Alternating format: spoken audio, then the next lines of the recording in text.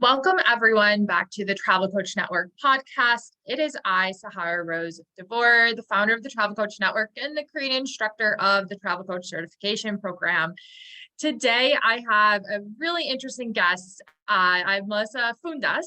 She is the founder of Ela Opa Travel, a Greece travel design and coaching service that serves travelers wanting to experience Greece authentically. Melissa, thank you so much for joining us today.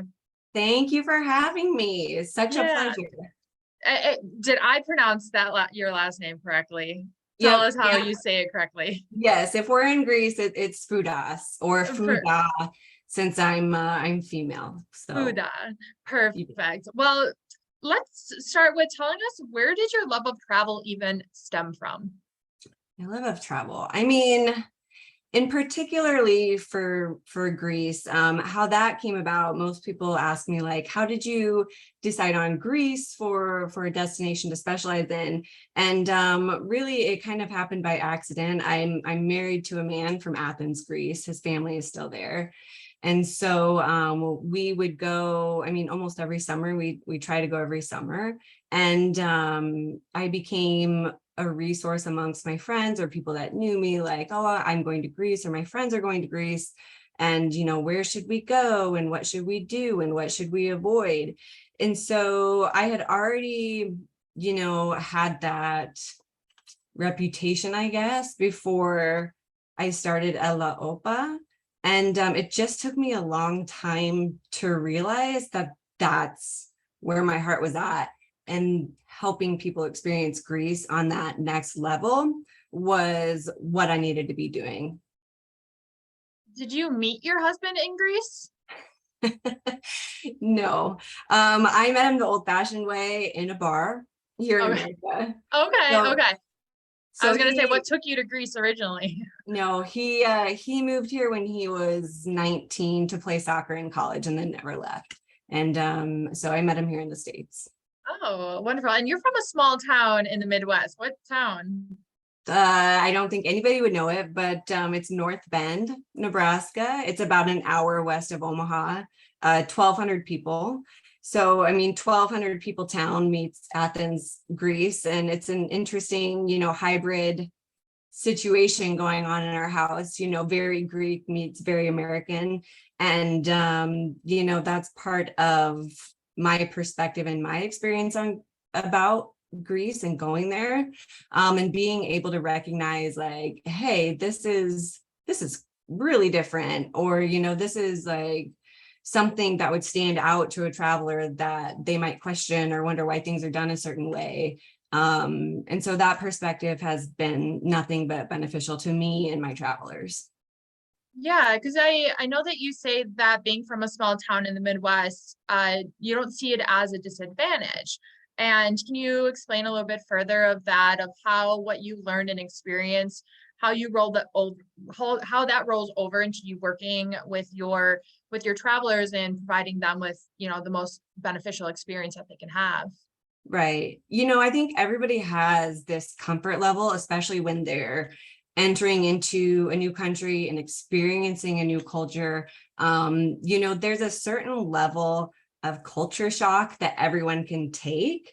And, if they're first-time travelers to Greece or to Europe, I mean, that tolerance level is going to be a little bit less than somebody that has already traveled a lot, and are aware of the differences and aware of those feelings that you get when you get put in those brand new situations. So as somebody from a small town and being able to experience Greece and those places as somebody with a perspective from a small town, it's easy for me to recognize those things that might be a shock. And, on what level, is going to be a boundary for some, and others, a breeze. Yeah, that totally makes sense. And what does Ela Opa mean for those who don't speak Greek? Ella is a very common word that you hear a lot in Greece. It means like come, or, come here, Ella though. So Ela is come, and Opa, of course, is a celebratory term. Oppa, I'm sure you're familiar with it. Most people are. So, I mean, Ela Opa just means, come and experience Greece, experience, the best parts of Greece, whatever, the best means to you. It's going to be different for everybody. Yeah, I love that. That's a really clever name. It sounds really pretty too. Thank you. And you say that Ela Opa is not a travel agency, and it's not an Athens, Mykonos, Santorini machine. Can you explain more what it is that you do in your business? Absolutely. So before I started Ela Opa, I worked in an agency setting, and I saw firsthand how restrictive it is. For people that aren't familiar with the agency setup, it's travel agency under a host agency, under suppliers that have contractual relationships with hotels and experience providers. And then, that has to go all the way back down that chain of command before it gets to the traveler. And so when I worked at the agency, like all the time, I was just like, why is this done this way? Why am I getting these recommendations from these suppliers that don't even know my client? Like, I'm telling these suppliers what to do and how to get around in Greece when, I mean, they're supposed to be the quote unquote experts. And, there was just so much friction between the way that I knew Greece needed to be planned and designed and how the traditional agency structure does it. And a lot of travel agents that don't specialize in something, they know places on a surface level. So surface level Greece is, Athens, Mykonos, Santorini. So when a traditional travel agent is talking to a traveler about Greece, that might be the first thing that they go to, because that is one, what the media has given them to work with, and two, what these suppliers have given them to work with. So like if you start working through an agency database, they'll give you that stuff on repeat. Like, here's an Athens, Mykonos, Santorini trip. Here's the same thing, except for maybe we added in this, like cliche day trip. Here you go. Here are these hotels that we only work with because we make money off of them. And I was like, this is just absolute baloney.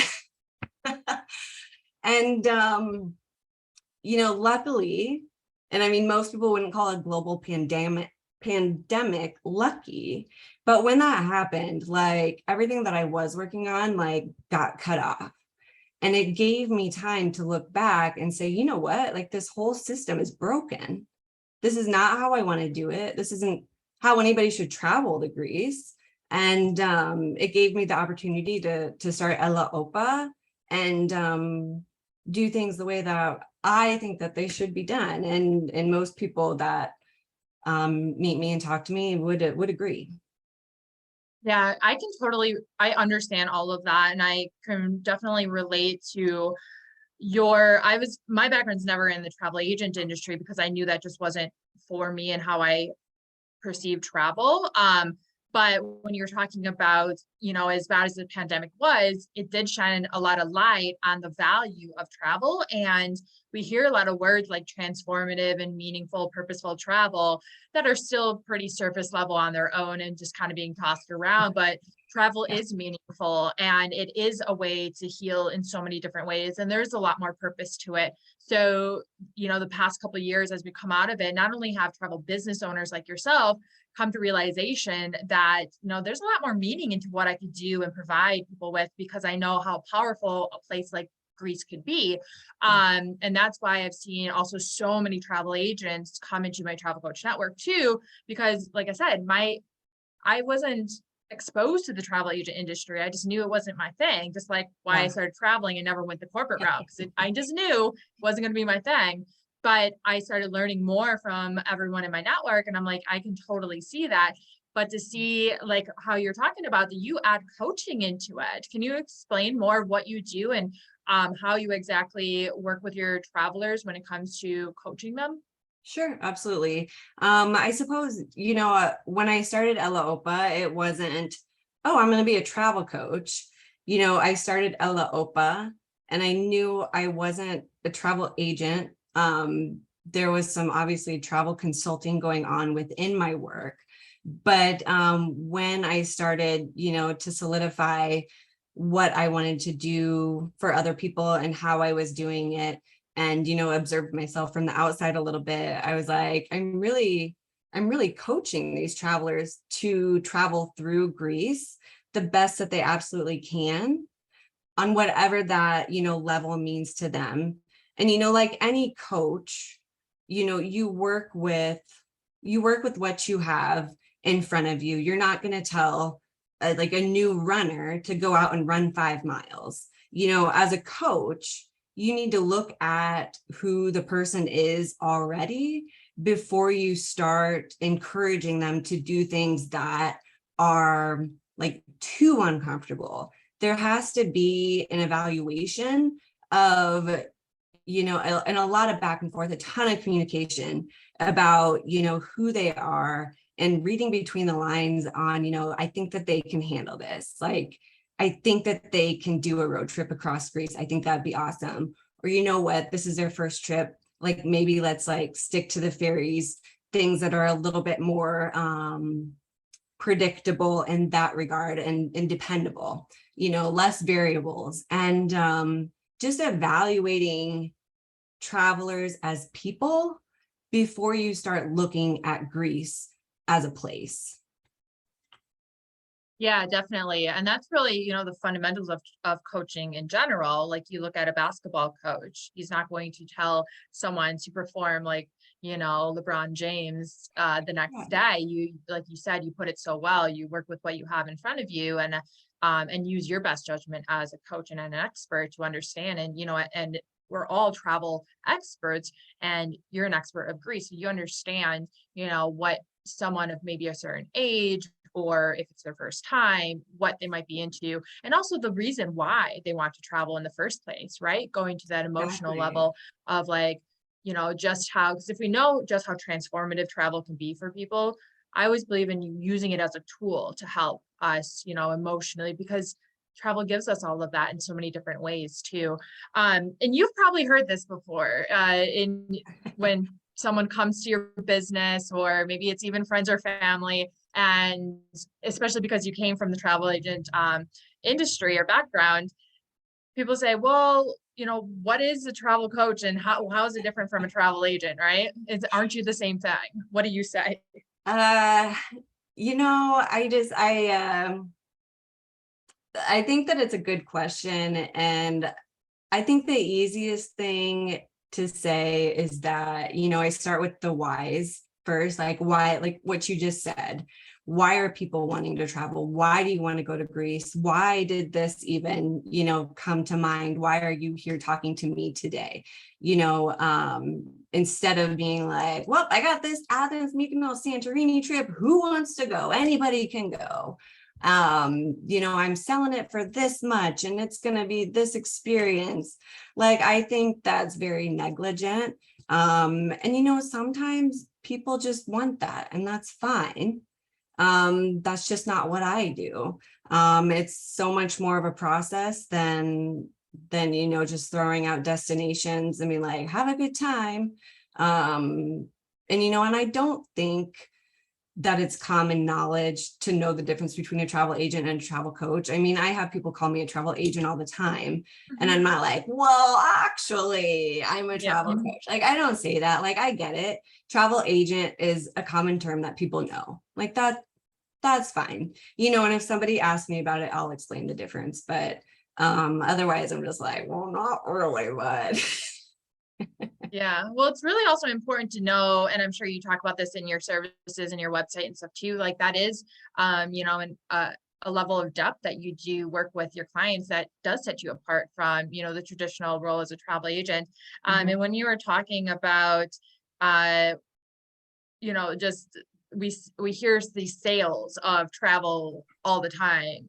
This is the destination, this is the price, this is the size of the room, and this is the nights. It's such an old school way of selling travel. And I always say to those in my network, you don't sell travel experiences, because an experience is different to everyone. Mhm. So you're selling an outcome, you're selling a transformation, you're selling a feeling that they're going to get, that they're hoping to get, right? Right. That's why people buy stuff. And like you said, yeah, there are going to be some people who are like looking at that and they're like, great, I'll take that. Perfect.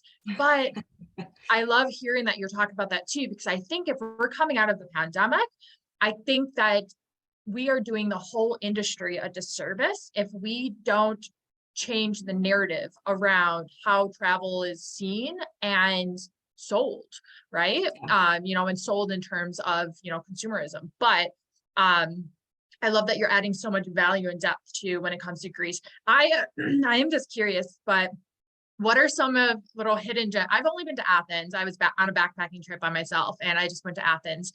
It was actually a little bit too touristy for me, which is why I only went there. And then I went over to like Ord, Macedonia, and like stayed for a week. Nice. It was just beautiful. But what are some like your favorite recommendations that people might not be aware of when it comes to Greece? Do you have like one or two favorite spots? I think the mainland is completely underrated. I mean, the coastline is endless. I mean, depending on where you go, it can feel like you're in a Greek island. And I mean, that's the experience a lot of people are looking for when they're talking about Greece. Like, oh, we want to go to the islands. We want, that turquoise blue water. That turquoise blue water is in a Everywhere. lot of places. Like Yeah, or like there's a misconception that Greece is only those white sugar cube buildings. Like that's just one region of Greece. I mean, they're kind of like, they can be dotted out throughout the country, but mainly that's a Kykladic architecture feature. If you go off the west coast, for the Ionian Islands, I mean, those are incredible. And each pocket, each area is a different experience. It's a different purpose. It's a different journey. It's it just depends on what these travelers are willing to do. You can go up north to Thessaloniki, the second biggest city in Greece, which also seems to be overlooked. Nothing is really unattainable. It's just a matter of what the purpose of travel is. What do you want to get out of it? How do you want to feel while you're there? And so a hidden gem, I mean, the possibilities are really endless as endless, far right? as hidden gems go. Like you could go to Greece every summer for the rest of your life and not see everything. And hidden gems hiding in plain sight would be visiting Greece and not the summer. Like it snows up in the mountains, there's ski resorts, there's Four Seasons. People just think of that island life and it's just kind of a tunnel vision. And so when they come to me, I'll say, I'll listen to everything that they say. And I'll take that and be like, okay, let's just like put a pin in these ideas for just a minute, just long enough to listen to what another good option would be for you. And then we can discuss, what the differences are and how you feel about them. But just listen to this one, just so you know that it's an idea.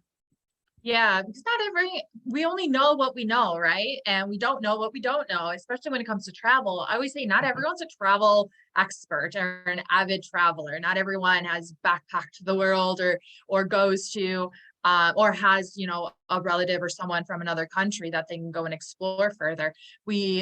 The majority of travelers just know what they're seeing and what's promoted and sold to Right. them on, on Right. TV and magazines and social media and stuff too. Mhm. So, that's a really key role for a travel professional, whether you're a travel coach, travel agent, or whatever it might be, to, provide that knowledge and education for your travelers. Coming into, I don't like to use the word clients because they're human beings, they're travelers, they're explorers. But when it comes to like finding your travelers, how do you get them? Where do you find them? How do you promote to them? How do you attract them? If it's not a direct referral, honestly, it's Instagram, which sounds, basic enough, but that's kind of where my home base is as far as promoting. My website, the blog isn't up yet. Otherwise, that would be a better resource of information. But I'm one person and I can only do so many things in a Oh day. yeah. Oh yeah. And so the blog will take a back seat because it takes longer to put up. But yeah, Instagram. I stay pretty active on there with my stories.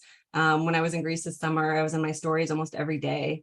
So if somebody wanted to see where I was going and what I was doing, like that's where someone would find that at. By the time that travelers get to me, they already know that Greece is their destination of choice. I'm not trying to convince anybody to go to Yeah. Greece. I'm not trying to convince anybody to work with me. Like I put myself out there. I say what I do, how I help, who I help most often. And, if that's you, let's talk. And if it's not, then that's fine. Like Yeah. I'm not for everyone, and that's okay. Yeah. And, we have this very similar kind of like sales strategy or whatever you want to call it too. I've always been like that as well in my previous jobs before I, started my businesses. But I always say, you can provide people with the information and inspiration and education, and then you can leave them as they are, because even though that person might not be perfect for your experience, they might spread word of mouth to someone else who is interested. And it might be a month from now, a year from now, or whatever it might be, right? If you put out that right energy, and instead of like, people know when you're always trying to sell them, right? And people don't want that. We're sold so many things in the day. I have telemarketers calling my phone all day long. I don't want more people on Instagram trying to sell stuff to me. So, having that human approach to being inspirational, because you won't be forgotten. I think that's probably why you've done so well too on Instagram. And then as we're coming to an end here, where do you see the future of travel coaching itself going? I think it's going to expand, to tell you the truth. I think more than ever, I think that we need those niche experts in travel so people can experience these places the way that they were meant to be experienced. If they're interested in wellness and in health, like that's important. Like that wouldn't be my area of expertise. Like somebody that's an expert in that needs to help those travelers. And just being able to say, this is my expertise, this is not. I think that's important. I have people ask me if I can help them on a trip to, the Bahamas or Cuba. And I'm like, no, I cannot. Yeah.